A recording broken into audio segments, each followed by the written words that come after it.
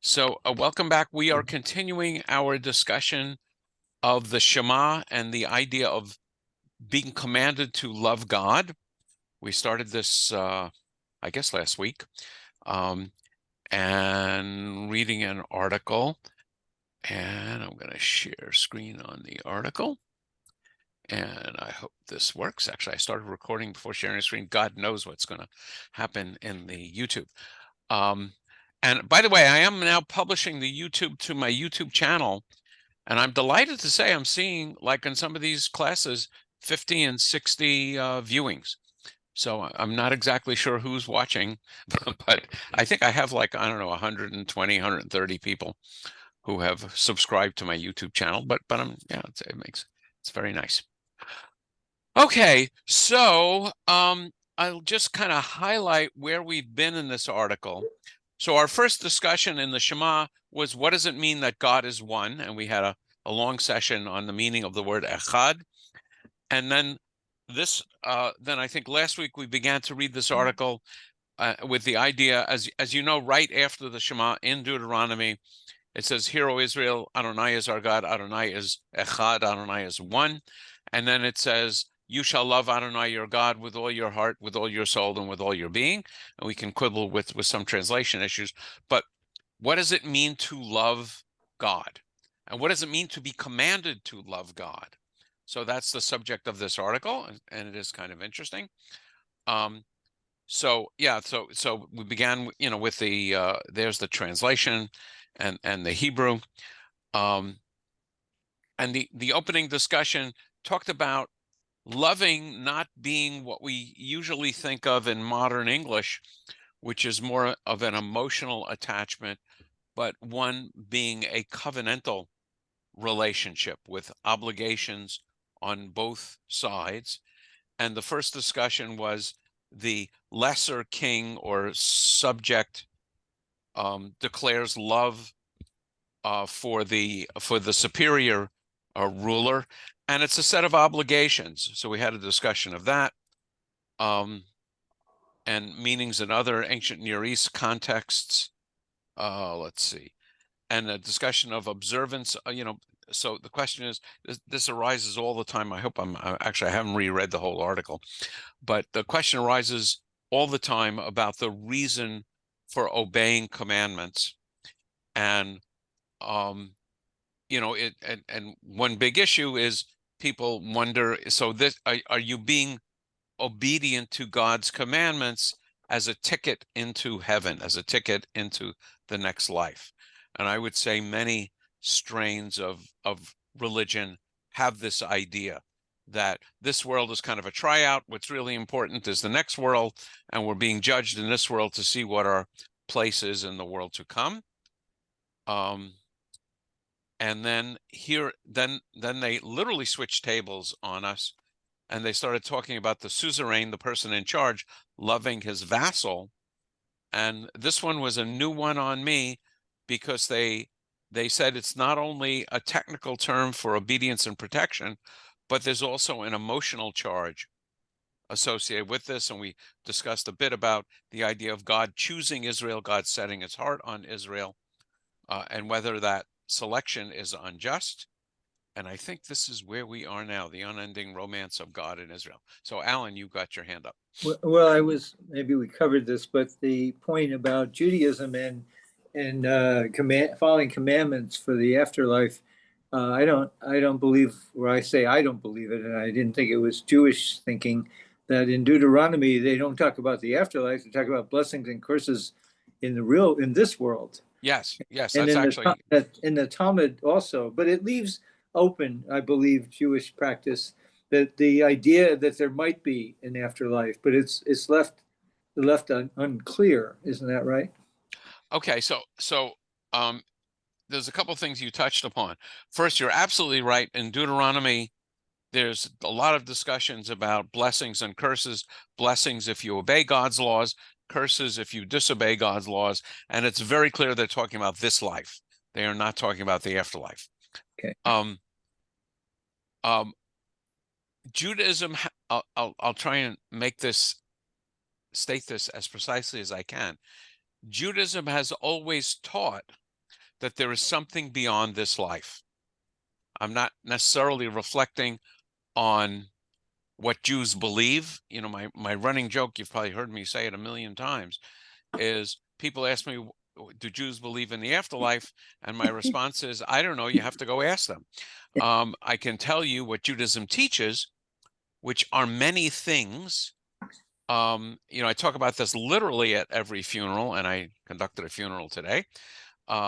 So the traditional rabbinic belief, um, so when I say rabbinic belief, I'm talking about the Pharisees, I'm talking about a post-biblical is in resurrection. That is the standard thing that separated the Pharisees from the Sadducees. Sadducees were the priestly class, focused strictly on the written Bible. Pharisees embrace this idea of an oral tradition, which becomes the Talmud. And the major distinction of the Pharisees was this idea that a belief in physical resurrection. That is, that your soul goes to somewhere in the heavens, and there's discussion of the treasury of souls, and your body decomposes naturally in the ground, and in the day of the coming of the Messiah, your soul physically rejoins your body, and your body is reconstituted and brought back to life. Does this sound familiar, Jim? Where's that read? Where is it? Rabbi? What? The thing about the bones, the ashes, the bones, and reconstituted back to Israel. Yeah. Jews. That is Where, that where's is that? the standard Pharisaic rabbinic belief. And you know, I can't quote you. I mean, there's hints of it in the Bible, but it's basically it is not a biblical belief. It is a rabbinic belief. And then, as I again always point out, the mystics, the rabbis of the of Kabbalah, or the sages of Kabbalah, taught reincarnation, that your soul goes somewhere and it's born again into a different life, into a different person.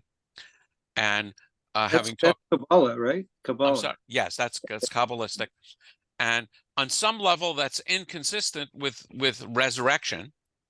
Although I have heard ways of where people have tried to make it consistent, and I've discussed this very carefully with, you know, Christian scholarly friends of mine who say that's absolutely beyond Christianity. Christianity absolutely rejects the idea of reincarnation, as does Islam. At least I've discussed it with Muslim scholars. But Kabbalah embraces that idea. And then I would say it's only fairly in modern times that Judaism, that you will hear Jews saying, well, we're not really, there really isn't an afterlife. There is, you know, you live on in the memory of people who love you, and so on. But I would say that's a modern idea. That is not a traditional Jewish idea. And you will find the Talmud filled with things like, um, sometimes you do things in this life and your reward is in the world to come. I don't know, Alan, if you know the prayer What? Elu Yeah, Devarim. the daily in the daily. Yeah, it's in the daily Yeah, liturgy. yeah. So it says V'adam, uh I can't remember it in Hebrew, but basically, man, um, gets some reward in this life, but the major reward is in the next life. And the rabbis were always saying, you know, suffering in this life may be to increase your position in the world to come. And very, very importantly, and I say this a lot, but I can't overstress it. By and large, the rabbis were not interested in an organized theology. An organized theology would be me telling you what you should believe. They're not so interested in that. They're very obsessive about what you should do, but not so much what you're supposed to believe. Erwin. I would like to ask you that why is it that God makes several covenants with first Avram, then Abraham, and then And Noah also. another. There's a covenant with Noah. Yeah, and then it makes a covenant when it gives the Torah to the Jewish people. So Yeah. why is Yeah. that So I several? think, I mean, I don't have anything deep here. I think it's just successive revelation. but the lion's share of the revelation is going to be through, of course, in our Bible, through the Jewish people. So, but I don't. Yeah, but the first twice when he asked Avram to leave his place and take the journey, Right. and then makes a covenant when the circumcision, Yes. and you know, so Yeah. So the covenant with Abraham is not very detailed. God asks Abraham to do a few things, to leave yeah. and go to a land that God will show him, and then to circumcise himself. And in fact, I've just added now to my list of things to cover in the future. I found a really interesting article on circumcision. So we'll talk about the origins and the reasons behind circumcision, of which not much is certain. But so the covenant with Abraham is not filled with a lot of legal material. The covenant with Moses and giving the Torah has a ton of legal material. And one of the reasons, and I'm sure I said this before, that Christianity is so enamored about the covenant with Abraham is it is a covenant based on faith and not obeying lots of laws, which I would say also describes Christianity in general. Whereas the covenant with Moses is not so much based on faith, but on obeying lots of laws, particularly if you include the oral law and the oral covenant. Jerry. Yeah, no, thank you for giving us a snippet on your future talk on circumcision. But anyway, No, don't give up your day job. yeah, it's You're not anyway, be a stand-up comic. yeah, about the secession of laws, right? So what's going on is it's a layer cake, right? So first there's some very basic laws, and then a bunch of things that show why those laws aren't good enough. And then we add some more laws. Like, well, why those aren't good enough, then comes, et cetera, all the way to the point of the giving of the tablets to Moses, at Sinai, right? Well, the And Torah, so then, not just tablets. right. Well, okay, yeah, giving the whole Torah, that's right. Mhm. So you see, so that's what goes on. That it had to be shown why you needed all these. Why are you going to listen? Well, we'll show you why. And as you've pointed out before, Rabbi, it's best shown by example. It could have been just a dry set of rules. I think I'm quoting you there. But instead, by showing people what life is going to give you if you do or do not obey these things, why you need to have them. So it became this again term layer cake of reasoning, to demonstrate to the people why it would ultimately become the Torah. Okay, so the discussion this evening, the opening title here is The Unending Romance Between God and Israel. So it sort of introduced this idea of Israel's love for God, which is mainly one of obedience and trust, and God's love for Israel, which actually has not only legal implications, but also apparently emotional attachments. And so the stuff we're going to read tonight builds on this idea of emotional attachments as mentioned in a couple of different places in the Bible. Erwin. Did God also, I think, according to you, is erotic dimension to God love to Shekinah? Yeah. So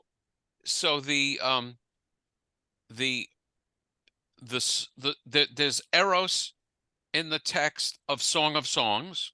Yes. So the idea of Shekinah as a feminine aspect of God is not in the Bible anywhere. It shows up in mystical texts, which are much later, and is definitely a part of, I would say, Kabbalistic thinking. So as this concept of the relationship, the unfolding relationship between God and Israel emerges, it's going to go from sort of a legal arrangement, sort of an arranged marriage, think about it in human terms, to affection, to more than just platonic affection, but actually romantic and even erotic affection.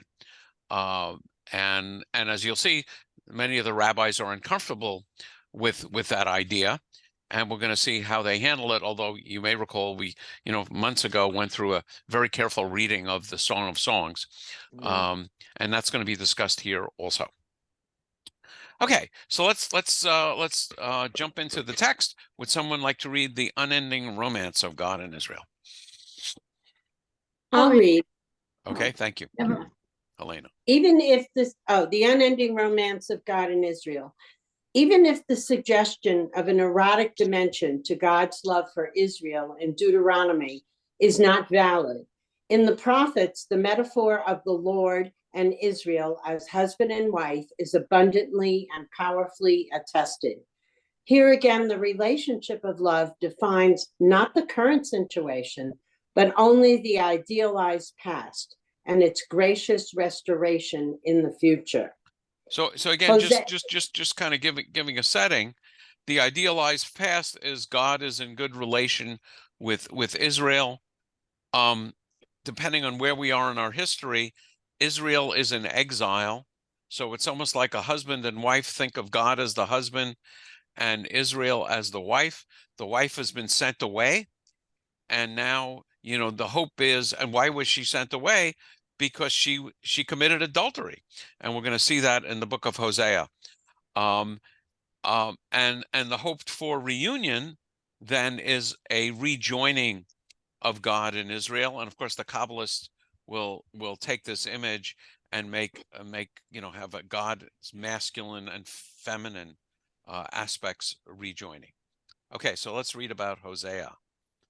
Hosea, a prophet active in the northern kingdom, Israel rather than Judah, in the 8th century BCE, dramatizes the relationship by marrying, at God's command, a prostitute, and in an apparent variant, an adulteress. The woman's infidelity brings the marriage to an end.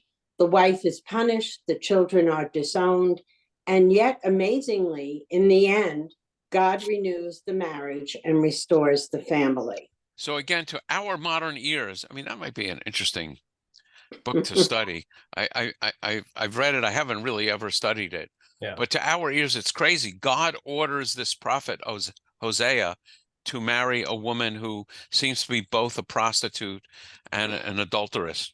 And it's, as someone suggested, and this idea has come up. I think, Jerry, you suggested, one of the ways is dry text is dry text. But if you talk about a guy marrying a prostitute, this becomes a memorable story. So it's a way of illustrating in very powerful terms the story. Okay, let's continue. Like biblical punishments in general, the punishments that God inflicts on his wayward wife are harsh by modern standards. If a human husband were to inflict them upon his unfaithful wife today, in most of the world, he would be rightly judged guilty of domestic abuse. It is essential to remember, however, that the wayward wife in Hosea symbolizes the Israelite nation as a whole, and its male leadership in particular. Therefore, it is very much to be doubted that men hearing Hosea's oracles or the analogous ones of other prophets would have identified with the punishing God rather than with the Israelite nation that was being indicted and to which they belonged. The whole point of the metaphor is that their situation is that of the wayward wife, not that of her wronged husband, who is in fact a unique and unparalleled divinity, not easily equated with any human agent. A feminist scholar, Phyllis Bird, gets it exactly right. It is easy for patriarchal society to see the guilt of the fallen woman. Hosea says, you, male Israel, are that woman. Whatever ethical problems the oracles of Hosea might, given certain interpretations, pose in the underlying theology of the biblical book, they are in the service of love renewed, a love that never really died, but it turns out has survived even the worst kind of meretricious soullessness I have and no idea what that, unfaithfulness how to say it or what it means. Treacherousness. and unfaithfulness. Okay. Erwin. There is several times in the Bible when major leaders married a prostitute. The first time they crossing the Jordan, Joshua marries a prostitute, who helped them to win the war. Or Yeah, I don't think he marries her, but you're talking about Rahab, who actually helps by hiding some of the men. But I don't think Joshua, unless I'm misremembering. How about Joseph?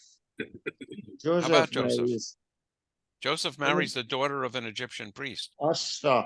No, that's I Asnat, thought he Osnath. married a prostitute. No, How no, Okay, not Joshua.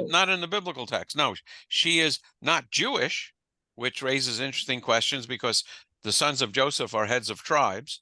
Yeah. But she is Osnath, and in Midrash she of course converts, but there's no suggestion that she's a prostitute. a little earlier in Genesis, well,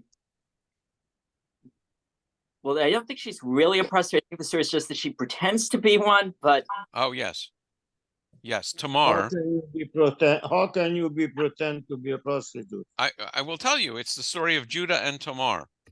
Judah's sons, oldest son marries Tamar, he drops dead. Middle son marries Tamar, he drops dead.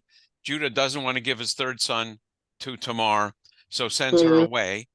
And then, but she is obligated, and Judah's obligated to give her the third son, namely, now I can't remember the third son's name. And so she entraps Judah by dressing up as a prostitute and enticing him, and he sleeps with her, and she becomes pregnant, and in the end of the story, it turns out, Judah recognizes that he failed in his obligation, and that son is in the line of the Messiah. So it's a really interesting story. But yeah, that's a great point, Stephen. She is not a prostitute, but she dresses as a prostitute and pretends to be a prostitute. I have a question because in Christianity too, Mary Magdalene it's like sometimes the religious stories raise up someone like a prostitute. Do you think that is because they want to highlight our humanity? It's a great question. Anybody want to touch that prostitute, Jim? Yeah, in defense of Mary Magdalene, she was not a prostitute. Well, you know what I mean. She was No, I don't know what you mean. Jim, tell us what's the story with Mary Magdalene? In the story, there's a story about a prostitute, and then the next story is about Mary Magdalene. There's no reason to think the two are the same. Okay. But that's where the confusion came. But I think she's a prostitute, and Jesus said, let the person without sin throw the first begin the stone. stoning. Oh, that wasn't Mary Magdalene. That was a you. nameless woman, but Mary Magdalene had 7 demons. Yeah. So and Jesus took them out. And as your friend Father Dave says, 7 is the perfect number. So Mary Magdalene having 7 demons means she was perfectly bad until she met Jesus. So why are the stories there? Do you think it's to highlight our humanity? And in Kabbalah, they actually do talk about that, right? The importance of highlighting your humanity in comparison. Well, it's a social stratification thing. Anyone can be redeemed, because if a prostitute can be, then anyone can, like a slave or anyone else. Right. Yeah. My sense of it is very much like that, Jerry. That, and we'll see in this imagery, the prostitute or the adulteress is symbolic of Israel, who is sinning, and the language is whoring after other gods. So when Israel strays and worships other gods, it's the verbs that are used is the verb to whore. You know, it's zonah.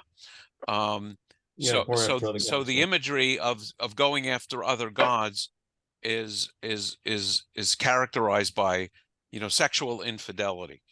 And so again, the overriding and abiding theme, I would say, of the Bible is that someday, you know, we will make up and be together. And in fact, that's actually now going to be read as soon as we hear from Erwin, as tefillin as a divine wedding ritual.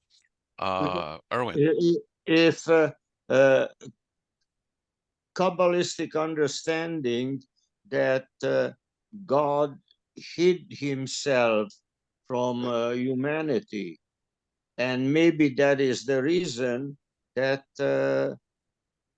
we went after other gods, because we didn't have any, because God hid himself Yeah, from us. my sense of the logic, though, is that because we have been so disobedient, Mm. that God basically takes a time out and hides God's self. Does that have So anything to do with the Simpson where God retracts? So there's, I would say no. okay, Simsum is God No. contracting to make right, room for a physical right, world. right. The hidden role of God is a constant theme. In fact, the word Esther is related to the word for hiddenness, because God's role in the book of Esther is hidden. God doesn't explicitly act in the book of Esther. So there is a continuing theme of The, God being hidden. And one of the Psalms talks about, you know, God, don't hide your face from me. Yeah, Professor Friedman wrote a great book on that, if you're interested. Yes. Mm. The Disappearance of God, I think it's called. Hidden Face. Or yeah, okay.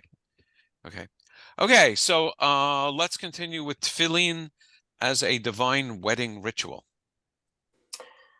Today, many who lay tefillin, that is, put on the phylacteries for weekday morning worship, recite 2 verses from the text of God's remarriage as they do so. And I will betroth you forever.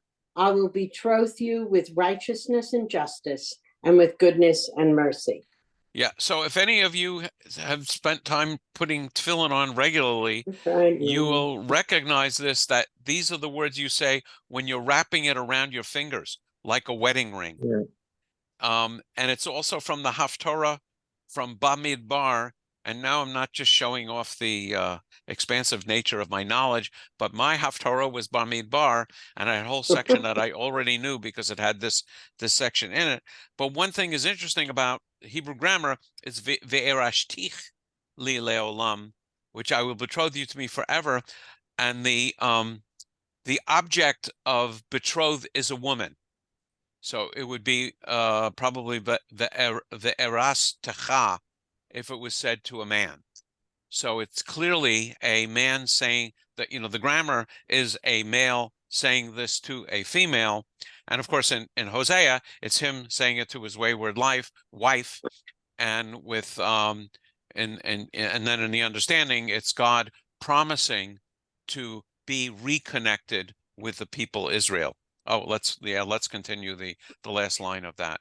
And I will betroth you with faithfulness. Then you shall know the Lord. Okay, let's continue. By reciting these moving verses from Hosea, the worshipers, in effect, accept God's offer of remarriage, pledging themselves individually to faithfulness within the larger relationship of God to Israel. The tefillin strap around the finger has become, as it were, a wedding ring. Every weekday morning, the ancient marriage is renewed. And they mention weekdays because traditionally you don't put on tefillin on Saturday. Shabbat. And the understanding of that, as it was taught to me to my teacher, is the tefillin is a sign of the covenant. Actually, it's in the Via Hafta in this section of Deuteronomy. Bind them as a sign upon your hand. Let them be symbols before your eyes. And so on Shabbat itself is a sign of the covenant. So we don't need the additional sign of the covenant in tefillin. Okay. Would someone else like to read? I'll read. Okay. Finding the love of God and God's love in the Song of Songs. The richest source for the notion of God and Israel as lovers in the erotic sense is the Midrashim on the Song of Songs. In modern times, a broad consensus has developed that this interpretation cannot reflect the plain sense of the biblical book. The highly learned biblical scholar Marvin Pope even went so far as to characterize it as an allegorical charade. But the Midrashim are not allegorical in the sense of decoding the human voices in the song as abstract philosophical entities, such as virtues or the like. Rather, they seek to correlate its speeches with moments in the larger biblical narrative. Daniel Boyarin puts the issue well. When the rabbis read the Song of Songs, he writes, they do not translate its carnal meaning into one or more spiritual senses. Rather, they establish a concrete historical moment in which to contextualize. Underlying the aversion of many today to the allegorical reading is a sense that to accept the Midrashic interpretation is to drain the earthy vitality out of the Song of Songs, spiritualizing it into a bland description of the relationship of God and Israel, or in the predominant Christian version, Christ and his church. A lusty set of poems about real-life erotic passion evaporates into a bloodless theological lesson about the platonic love of an incorporeal God and his idealized people. Yeah, the author of this article is going to develop this further, but this is, I find this discussion very, very helpful. When you read the Song of Songs, and we read it carefully, yeah, on the surface, and the pshat meaning, it's a guy and a lover, and it's erotic love poetry. And then it's in the Bible, so the rabbis and later the church are going to use an allegorical reading, which says, you know, the two breasts of the women are the two tablets of the law, or maybe they're Moses or Aaron in a Jewish reading, and they're Jesus and the church in a Christian reading. You know, there's a temptation by many, including me, to say, you know, this is silly. Let's get back to the literal meaning of the text. This article, I think, is going to argue nicely that really both kinds of interpretation are important. And I've never seen it discussed so well. So let's continue. Infusing the passion of the Song of Songs into the Torah. But at best, this tells only half of the story. The process actually moves in both directions. When, for example, the rabbis interpret the first spoken words of the Song of Songs, let him give me of the kisses of his mouth, as applying to Israel at the time they went up to Mount Sinai in Exodus 19, they are not only reading the Song of Songs in light of Exodus, they are also reading Exodus in light of the Song of Songs, finding passionate love in a text that makes no explicit reference to love of any sort. So the way I read this, is Songs of Songs is clearly erotic love poetry. The rabbis are reading it as telling the story of Exodus and infusing the story of Exodus, namely the giving of the law, with eros, with passionate erotic love of the partners for each other. And so what it's doing is not only that, but it's also giving another flavor to the entire book of Exodus. The book of Exodus is not the dry giving of law, but it's the developing relationship between God and Israel. I think he's going to continue to discuss this. Let's go on. The effect of this interpretive move is profound. Events in the Torah that are not described as motivated by love, certainly not by anything analogous to sexual love, are now depicted in the strikingly earthy sexual language of a masterpiece of ancient erotic literature. If it is true that the Midrashic interpretation drains some of the heat and blood out of the song, it's also the case, then, that the same interpretation perfuses the heat and blood throughout the scriptures. The Torah, in fact, the entire Bible, becomes an account of the love affair, a sometimes stormy and tragic one, to be sure, of God and the Jewish people. Okay, a couple of comments. I'll call on Bryce first and then Erwin. Yeah, I'm just not sure that I can buy the logic that if the rabbis interpret the Song of Songs as being entirely a metaphorical relationship between God and Israel, and that the actual language of it doesn't mean what it says it means, and that, thank you, Erwin, and therefore that whatever eroticism and excitement was in the Song of Songs therefore somehow gets into the Torah. I just don't see that. I don't understand how it works. Okay, so actually I think this whole idea is one that that I can profit from, and I think you also, Bryce, can profit from, because we both have a tendency to go into Friedman and documentary hypothesis and tear apart the text almost at a surface level to see where it comes from.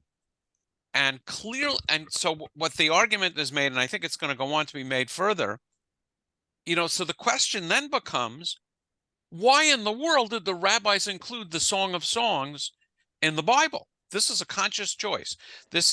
We know some arguments about the Song of Songs, but we know other arguments about late books that are included in the writings, and the rabbis are sitting around and discussing whether it's in or out. So what the argument here is that the rabbis are smart enough to understand the pshat, the plain meaning of the text, but what they're saying is we are considering this divinely revealed because God wants to inject an element of passion and love and attraction, and even erotic passion and love and attraction into the covenantal relationship between God and Israel. So I think that's what the text is arguing. And now, it makes me start to read this in a different light. So it's not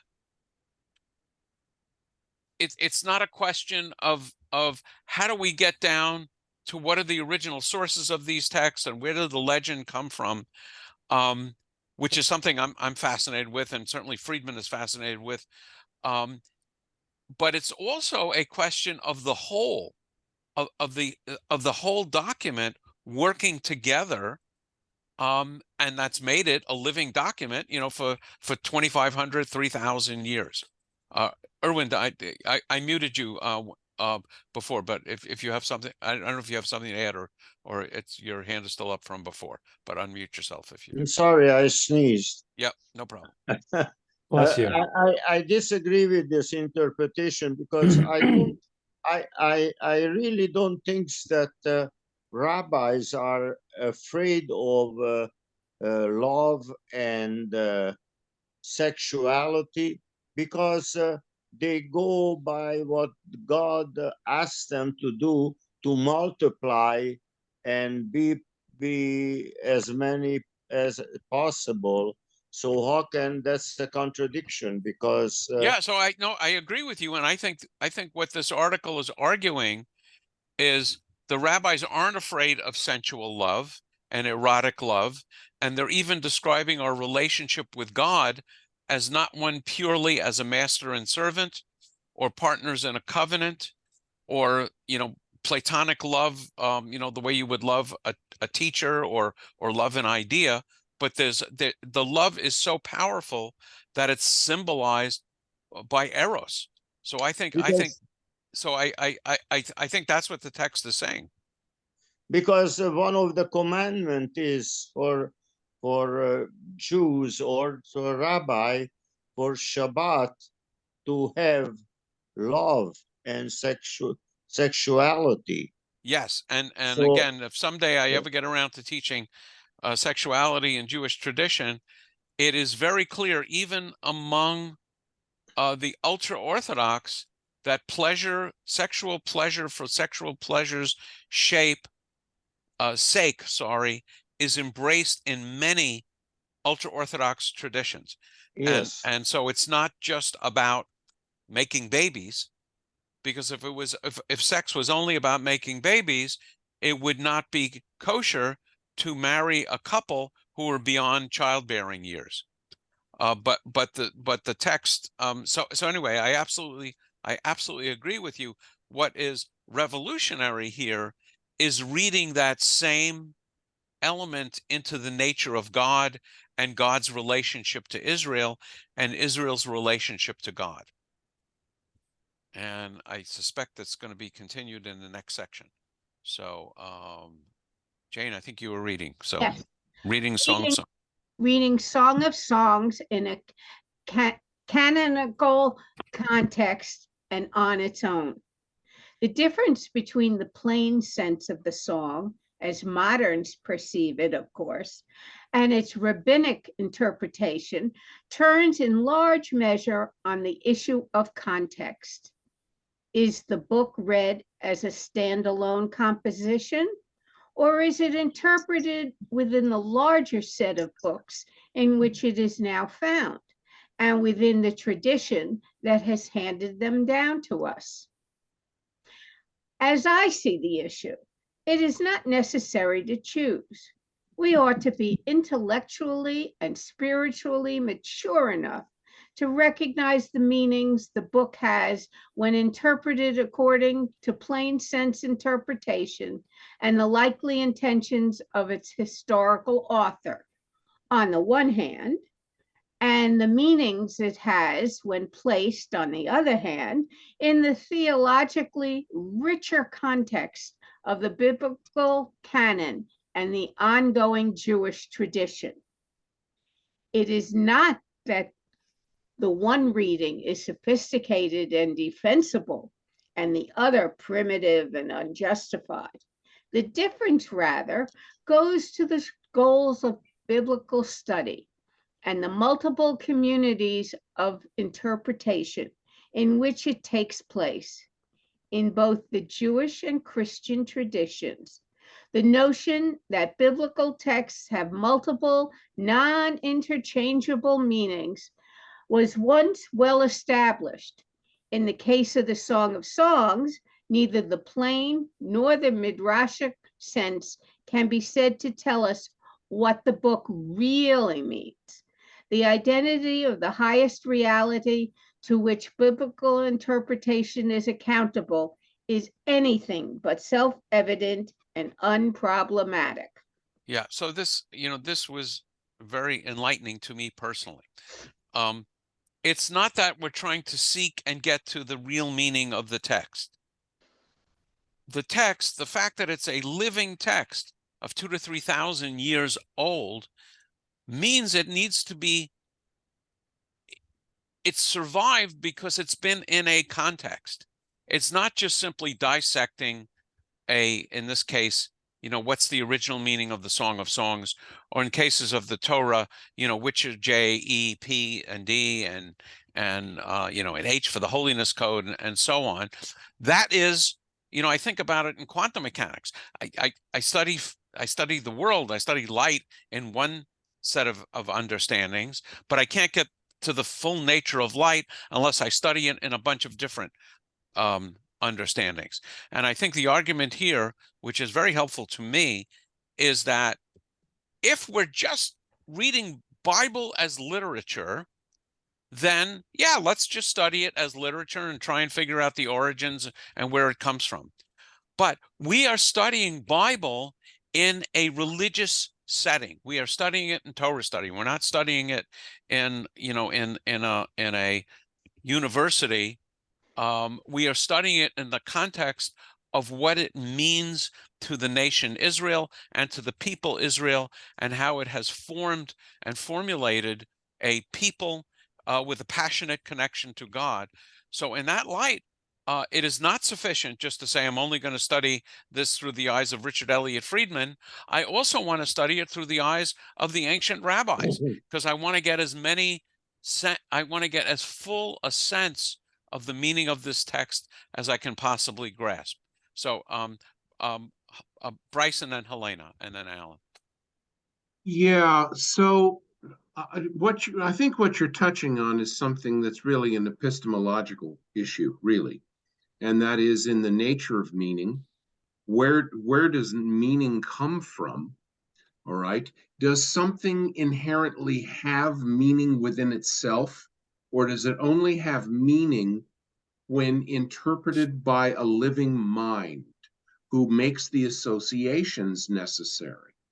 All right. So what we're basically talking about is the fact that every single reader brings a different meaning, okay, based upon their life experiences and their associations and their word associations and such. So consequently, there isn't any inherent meaning in the Torah. All right. So, It yeah, is. so I would say there's a huge multiplicity of meanings in the Torah. Well, what I'm saying is that there isn't a meaning in the Bible. You're What I'm saying there's saying, multiple. Yes. what I'm saying is that the meaning comes from the individuals interpreting it and what they believe it means. Right. And I would say in our tradition, in particular, because Judaism is a rabbinic tradition, what is very important in Judaism is understanding what the rabbis meant, or what the rabbis see in these texts. And then, because we're a continuing scholarly community, I also want to know what scholars see in the text. And I want to, see what the words mean in Akkadian and other languages, and the documentary hypothesis. So for me, it's uncovering, multitudes of meaning. But the foundational rabbis agreed with Bryce and then created the Talmud to try to clarify it. No. So what I would say is the rabbis believe that this was a love letter from God. No, infinite. hold on. No, I'm saying broader than that. The Torah, multiple interpretations are possible, so Talmud would help clarify that position. Yeah, so the Talmud could be the record of the rabbis, uncovering different levels of meaning, but there's never, but they don't come to an argument which says your readings are wrong. We have to decide on one reading. I mean, if you read Midrash, it goes on with meaning after meaning after meaning, and they're not all consistent with one another. Well, and that's really the whole point. Yeah. Okay. Right. So let's continue with Helena and then Alan. Yeah, so then I agree with this. I think I can remember when I was in high school in a history class and learning the economic interpretation, the political interpretation, sociological of things. And I think that learning more interpretations of the Torah is so important. But I have to take it a step further. And when we're finished, I have to say, okay, Helena, what is your interpretation? Right. Or maybe what would you do as a modern midrash? And this gives me energy to study Torah to continue. So I agree, but I also think that I need to take it to the next level to know what I think in the end. Yeah. So that specific time. Yeah, and Rabbi Ed Zarin of blessed memory, Alan and I know very well, and he was the guy that presented me for ordination, wrote a book, and he talked about the idea that to study Torah, we should try and understand what the text meant to the contemporaries for which it was written, For Judaism, it's what did it mean to the rabbis of the Talmudic era? And then we ask, what does it mean to us? Right. And what I would say is, it's not that what it means to us. I mean, you use the word like to the ultimate interpretation. I would not consider that the ultimate interpretation. Okay. I would say there's a wealth of interpretation, and in Jewish tradition, the closer you get to Sinai, namely the rabbis living in ancient times, they had more insight than we do. I'm not sure I agree with that, but that's the tradition. Alan, yeah, Alan. So my observation of how this is unfolded is we are organizing our evaluation based on liberal, modern, Christian, Christian and, excuse me. Just a minute, just sorry. God doesn't want you to talk. Yeah, right. Yes, so. I was thinking the same thing. Okay. Hang on. Okay, take a breath. Erwin, why don't you chime in and let Alan get his... Yeah, Erwin, go ahead. Erwin, go ahead. Many of us in this group studying Torah for many years, and the brilliant literature is that every year when I start all over again, I interpret the Torah in different ways. Like, for example, this past week of Torah portion, Lech Lecha means something completely different to me because of the circumstances this year than it was last year. So this is, for me, the brilliance of the interpretation. And I realize that I am not smart enough to dwell into the nitty-gritty of every nuances, what it presents that time when I'm reading it. Yeah, what I would say is the Torah is deep enough to continue to speak to us in different life settings with different lessons. Alan, go ahead. So I was starting to say is that this whole story, as I've been listening, reflects a modern, liberal, progressive, Christian, and Jewish that's trying to look at what the rabbis had written. And therefore, when we say we interpret things as to relevance, would a Chabad person think that, or would a conservative, probably a conservative Jew might do it.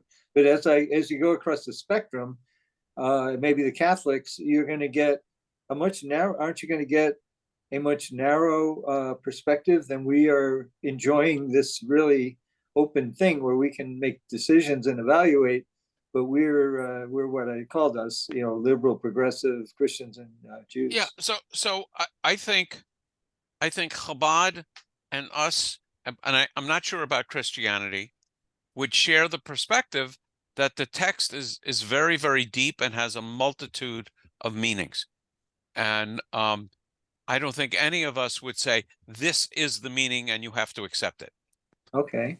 The reason I said that is I have gotten into discussions where I'm not considered credible because I'm not really Jewish. I don't know with whom you've had that discussion. Oh, Chabad, Orthodox Chabad. Yeah, so they should never say you're not Jewish, because that's just simply wrong. They could say you are not practicing Judaism, and that you don't have a good foundation in your Judaism. Well, that's what they would say, and I take that as they don't think I'm really Jewish. That's all. Right. Yeah, they don't say it literally, but because they convey that, I'm asking the question, that are we lucky enough to have more flexibility in evaluating than they would have? You're sort of saying no. Yeah. So what I would say is just look at the Midrash. The Midrash is filled with a huge array of different interpretations of the same text which don't agree with one another. And that's traditional. That's Chabad would say there are those midrashim.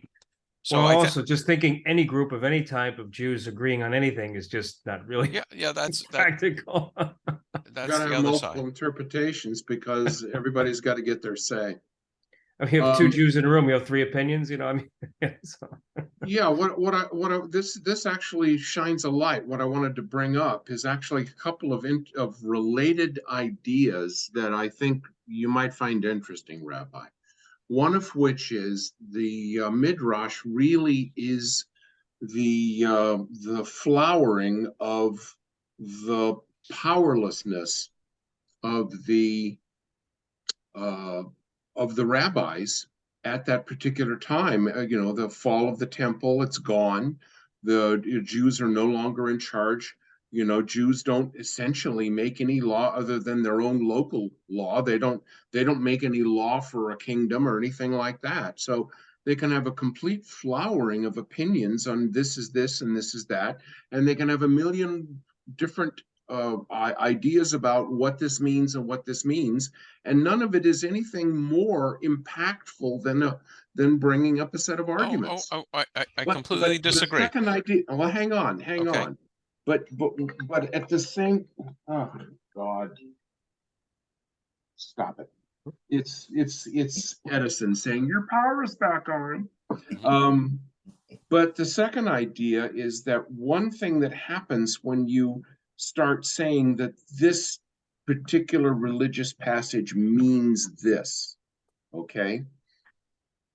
And what the real downfall comes when the people saying that this means this start implementing policy decisions that have real world impacts, and then start making power decisions in the world at large, and this means this, and all of a sudden it's not just a bunch of ideas that people explore. It suddenly becomes impactful and consequential. So what I would say is, when you use the word impactful and consequential, I mean in the world I at understand. large. Yes, Yeah. yes. I And I see don't, you. and yeah. I see you meaning the interaction of Israel with the larger world. Israel, absolutely, the rabbis of the Talmud were absolutely creating laws, and they had power, and the power was over a kingdom, and the kingdom was Israel.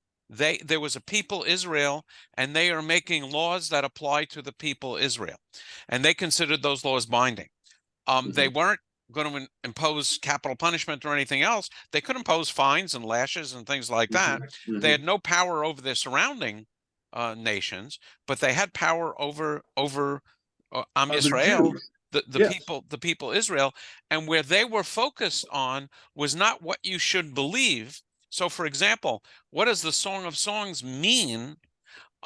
There you can have all kinds of wild ideas, because your wild ideas don't necessarily tell you what you're supposed to do, but it's bringing you into better touch with the relationship of God and Israel. But in the Talmud, they're going to continually come back to the issue of, how do I hang a mezuzah on the wall? And so they are going to come up with a ruling and tell you exactly what to do, and they have power over Israel, but not power over the rest of the world. I am sort of lost about who's got their hand up, but I think, Erwin, you had your hand up, and Helena, I don't know if your hand is still up, Yeah. or it's a new one.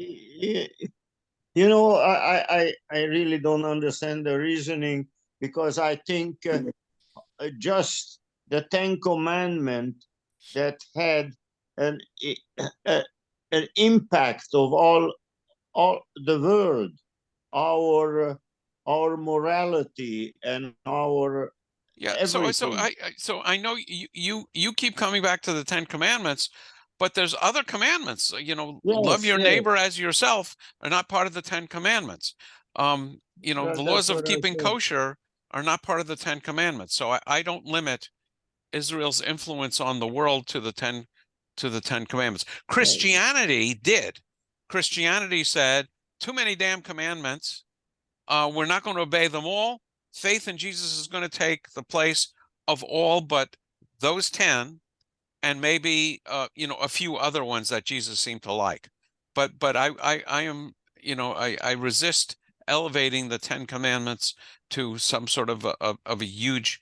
I mean, there was a custom in early rabbinic times of reading the 10 Commandments at every service. Really? And because the 10 Commandments became so central to Christianity, the rabbi stopped doing it, because if it was so important to Christianity, we don't want to go there. There's another one. Apparently there was a custom when rabbis would meet each other, they would make the symbol of a bet on their body for Bereshit, the opening letter of the Torah, and you can now guess why they stopped doing that. Jim. Oh my gosh.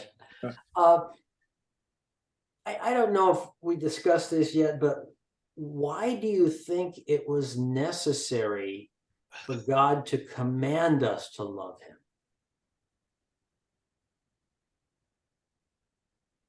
Well, that's the whole discussion here. I mean, I can't summarize it in one sentence. I mean, Dennis Prager had a line which I really like that said that the most lovable thing about God is that God commands us to love God. So the question is, what do we mean by loving God? And on one level, it's the obedience of a servant for the master. Just like in ancient times, loving your master meant being obedient. And so it's clear, these are commandments. So loving God meant that. But now we're digging deeper, and the fact that it's not only I'm obeying dry and difficult commandments, which I would say is St. Paul's reading of all of these commandments. Even worse, that the commandments are a curse. But in Judaism, the commandments are part of the loving relationship. Believe me, in my relationship with my wife, thank God she tells me what she wants me to do. Okay, rather than having me figure it out, because we both know, my wife and I am not going to get it close to right. So I appreciate the more detail I can get from her as to what I can do to deepen our relationship. And I would say that's a Jewish understanding.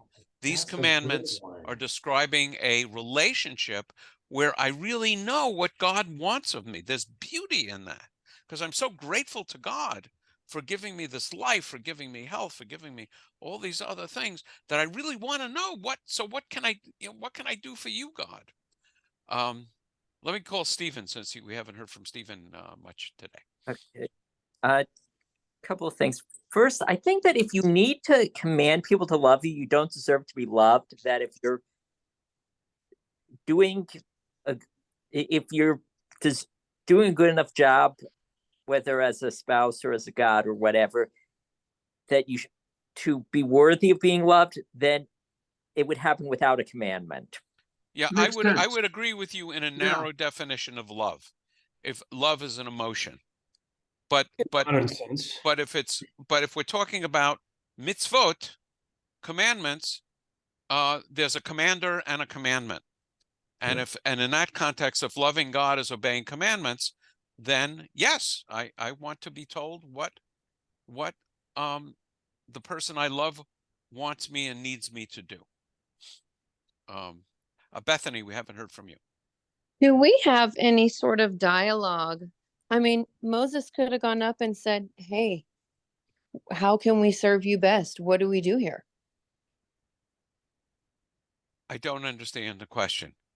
So as far as, someone pointing out, like, that God's like telling us to love God, God's telling us to do these things. How do we know Moses didn't get up there and say, what do I write? What do you want us to do for you as, in this covenant? And it was a question posed to God. Like you said, not unlike with your wife. She tells you how to love her. That works. How do we know it wasn't Moses asking God, what do we do? Yeah, so I mean, the text doesn't record that conversation, but the text essentially records God dictating commandments, and everything from, don't murder and love your neighbor as yourself, to here's how I want you to arrange the rings and the curtains in the tabernacle. So there's, God gets into a tremendous amount of detail. Whether or not Moses specifically asked him, the text doesn't reflect that. Sure. And, I mean, praying for guidance isn't all that hard to understand. So I just thought maybe, I do it all the time. So maybe that's kind of how this stuff started. Okay, Alan? Jim's comment prompted me to suggest this thinking. A lot of laws in the commandments and also in civil laws are a reaction to misbehavior of the people, or and because something bad must have happened or they wouldn't create the law. But when you take a positive law, which there's 5 of them in the Ten Commandments, and you take Jim's comment is, I'm not remembering exactly what you said, but it prompted me to bring this up. It's not the same thing to think about bringing that your God wanting us to love is different than us not wanting us to not murder. Okay, and that's the context, and I'm just bringing this up because something Jim said reminded me that this is a positive commandment as opposed to a negative one. Yeah, they're both positive and negative commandments. And not in love, though. In love, it's a positive one, right? well, again, if you think about the generic concept of God commanding love as being obedience to commandments, that would be obedience to both positive and negative commandments. How do I show? I mean, and just get it back to relationship with a wife. It's loving my wife has both positive and negative things. The positive things, are doing something nice for her, and the negative things are not doing things that are not nice. So I would say it goes both ways. I'm going to read quickly the end of this article because I don't want to. We're not going to meet next week on Monday or Wednesday. I will send out emails, but I'd like to finish this. So I'm going to read it. Understanding Torah in both the literal and expansive senses. Efforts to do justice to both the literal sense of the Song of Songs, established by rigorous philology of the time, and the more expansive sense that underlies the classic midrashim are hardly a modern innovation. Rabbi Abraham ibn Ezra, 1,000 years ago, to give one example, openly explored these different senses without seeking to invalidate either. He upheld both despite their evident differences. Ibn Ezra was the classic commentator on the grammar and the nature of the language. The danger comes when the differences between the various modes of biblical study become confused. Interpretations that are quite appropriate for certain communities and certain goals utterly fail when they are presented as the meaning of the text, a concept that is vastly more problematic than the advocates of the single sense interpretation usually recognize. In modern times, the distinctive challenge turns upon the emergence of historical criticism, a mode of interpretation that is, or at least aspires to be, independent of all religious traditions and their structures of authority. The notion that historical criticism could simply replace the more traditional modes of study within religious community is naive in the extreme. So is the notion that the discoveries of modern research can be credibly disregarded or neutralized. For the religiously committed Jewish scholar, that is one for whom the Bible is part of a living Torah and not just another ancient text from a vanished culture, the worthiest course, in my judgment, is the one that combines the modern and traditional modes of study in an intellectually honest and theologically sophisticated way. In the case of the verse from the Shema with which we began, such an approach ought to recognize the ancient Near Eastern background of the love of God in Deuteronomy fully and ungrudgingly, but also to bring the verse into dialogue with the rich literature on the love of God in the ongoing Jewish tradition, and with the underlying conviction in the latter that to love God must be a living practice and not a dead letter. I love this article. So, Bethany, I don't know if your hand is still up or just didn't put it down from before. Okay, so maybe she stepped away. Okay, so I'm going to stop the screen share and ask if folks have comments. I think the next Wednesday night discussion is going to be on the movements within Judaism, and some of the history behind them. Actually, Alan and I had a conversation about understanding the nature of Reform Judaism and its background. And so I want to talk about that, but I also want to talk about the nature of conservative Judaism and Orthodox Judaism and the background. And that'll take a couple of weeks. And then on Monday nights, I had a discussion with actually my boss, Sherry Dukowski of the Jewish Federation, about the nature of humanity and whether humanity is primarily good or primarily evil. So I think that the discussion then beginning a week from Monday is going to be on what's called in Jewish tradition the Yetzer Hara, the tendency to, I would say, selfishness or evil, and the Yetzer Tov, the tendency toward goodness. And I think it's particularly revealing, you know, in light of what we're seeing in the world today. I saw an email from you on that, and I think you said that was on November 11th, which is It's a mistake. It's a mistake. Yeah. I can't rid myself of those errors. I try, but I just can't. Yes, it's going to be on Monday and Wednesday night. I didn't bother correct it because I'll send out another one. Yeah, Jim, go ahead. If I could, so you're gonna go over the difference between ultra orthodox, orthodox, conservative, and reform. Yeah, I'll probably talk about ultra orthodox and orthodox, but really the different movements, orthodox, conservative, and reform, their origins, how they got to be formed, you know, differences within the movements. And yeah, if there's interest, you know, we'll talk about ultra orthodox and orthodox. All right. That sounds interesting because I was going to ask you about that. I was going to ask. So just be patient. Yes. Okay. I have a whole paragraph on that in my book about each of the a whole paragraph. A whole paragraph, an entire paragraph. They deserve a whole paragraph. Good for you. Yeah, Stephen. Okay, this is horribly mixed metaphor, but if God is our father and also our spouse, this is a pretty incestuous relationship.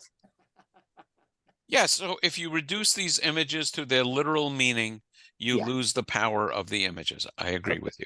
Tonight you said that when you hadn't yet graduated at the point where you were mentioning to someone that your wife found even Southern California cold, let alone Montana. Right. On a previous evening, you mentioned that you met her when you were teaching a Torah study class at Adad Elohim. Right. So you were not yet a rabbi then. Clearly. Okay, so I understand the story correctly. Yes. Yes, I met her. Yes, we were friends long before our relationship deepened. And yes. Okay, so when you were teaching the class as a lay teacher, not as a rabbi. I wasn't teaching the class. I was attending Torah study. Oh, then I totally remembered it wrong. Yeah.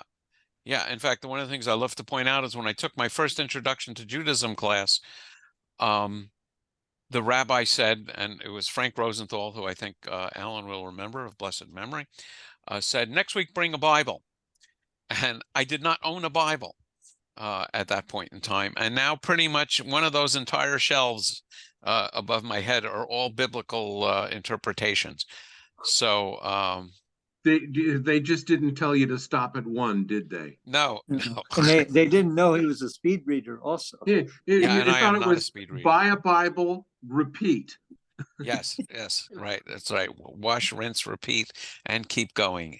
One of the names, euphemisms for the highest level of the Godhead is Ein Sof, which means without end, the infinite one.